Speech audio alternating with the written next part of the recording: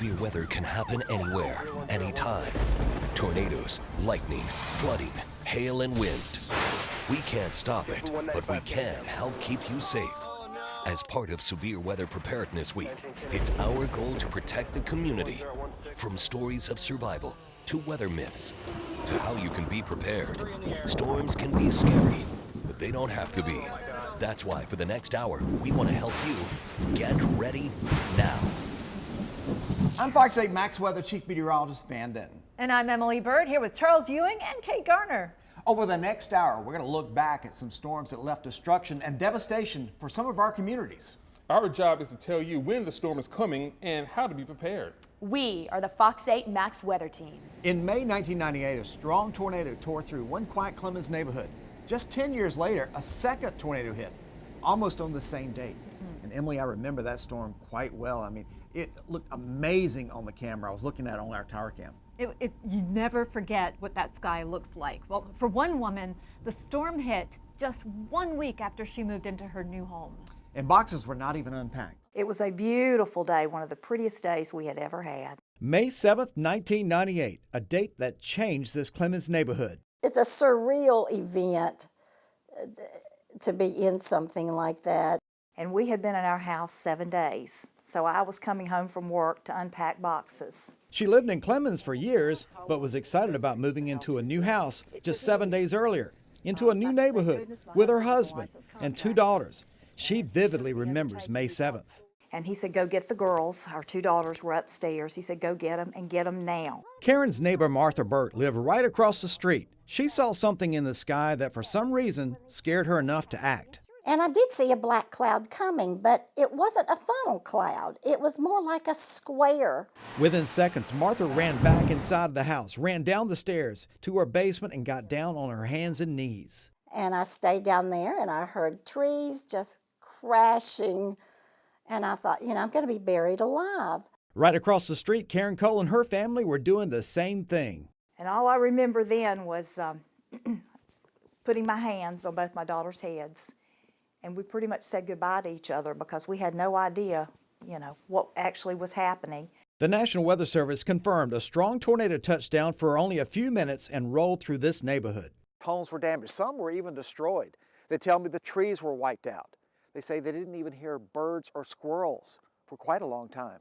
We're just amazed at the damage that we did not have deaths in this area. Martha and Karen had never met before that day. And now Martha and I are very dear friends, very dear friends. In fact, we sometimes talk about the tornado and our experiences. Almost 20 years later, these two women are bonded together by the shared experience and the sheer destruction.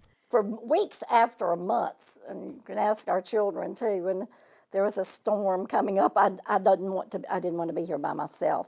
Karen says she pays more attention to the weather, especially in the spring. It seems like time will not erase the fearful memories of a day folks in Stoneville will never forget. 20 years ago this month, a tornado touched down in Rockingham County. It ripped through the town of Stoneville, destroying businesses and homes, flattening historic buildings, and causing millions of dollars in damage. 2 people were also killed in the storm. Just 2 years later, one mobile home park in High Point was nearly flattened. An EF3 tornado ripped through the neighborhood roughly around 7 o'clock that night. The Chestnut Grove Estates mobile home park never looked the same. The National Weather Service says the tornado left a path of destruction that was about 1 mile long. Wind speeds anywhere from 136 miles per hour to 165. Did you know the difference between a watch and a warning? Watches are for a group of counties. Warnings are usually for an individual county or maybe even part of a county. Watches are also out for a longer period of time, 4 to 8 hours. A warning for only about 30 to 45 minutes. When a watch comes out, you just get ready. Think about what you're going to do. A warning means take cover now. I'll be honest with you, it brought tears to my eyes. Oh, I bet it does. The EF2 tornado ripped through Norman Venable's farm in Stokes County. His farm along YMCA Camp Road at Saratown Mountain was one of dozens of properties hit. 2 of his neighbors' homes were destroyed, forcing them to move. Venable lost 7 buildings and still to this day is finding items from other people's homes. For some people in the community, they've had a hard time getting back to normal or even getting a good night's sleep. But Venable, who is 82 this month, says he's found. I don't think you're supposed to forget it.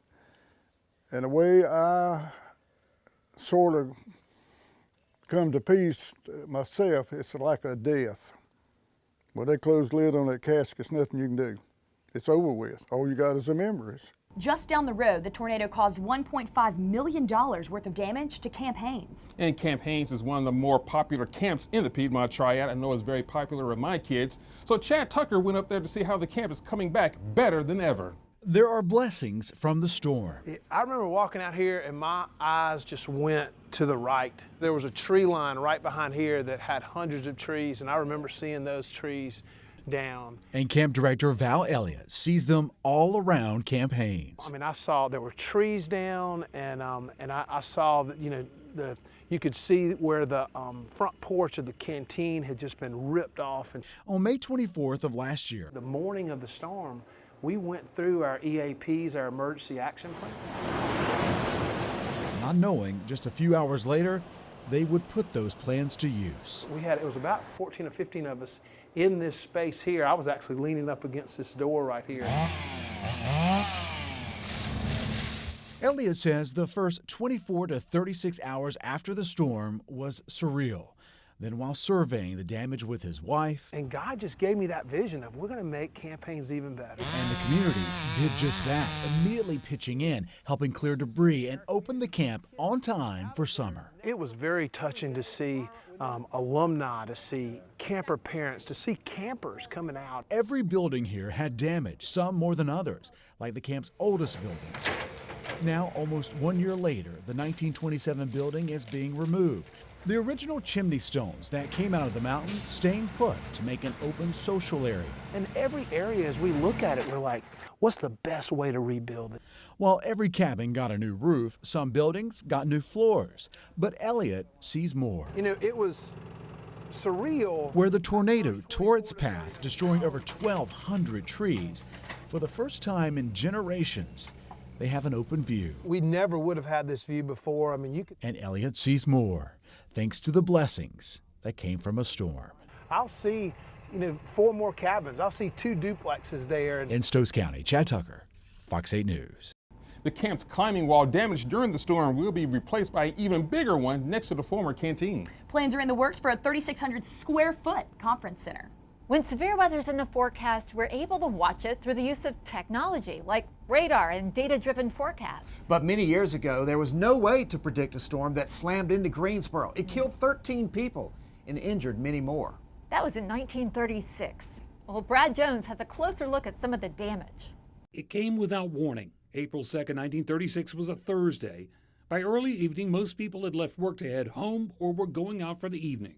Tornado came down about 7:15, and it had been a beautiful day up to that point, and it just started sort of down by where the Coliseum is now and followed up the railroad tracks and just sent people flying and scurrying everywhere because they didn't know what was coming.